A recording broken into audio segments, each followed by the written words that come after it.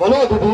এই মুখপুরীকে মারতে মারতে এক করে এক চোখ করেছি কানা পাওখানা করেছিল না মারতে এখানে নিক্ষেপ করে আসো। ঠিক আছে দিদি, আমি তাই করছি। তাই করো।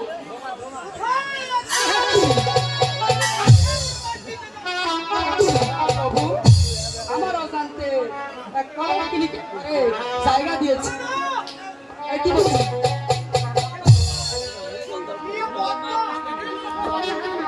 হ্যাঁ, এ কি বলছো পার্বতী?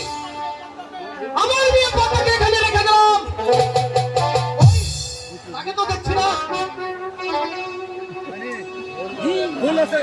আমার বিয়ে পতাকা বাবুকে মারতে আক্রমণ করেছো কেন? এক হাত ফেলেছো ভেঙে, এক পা ফেলেছো ভেঙে, একে কি আমার নিয়ম সমাজে বিয়ে দিতে হবে না? বলো বলো পার্বতী।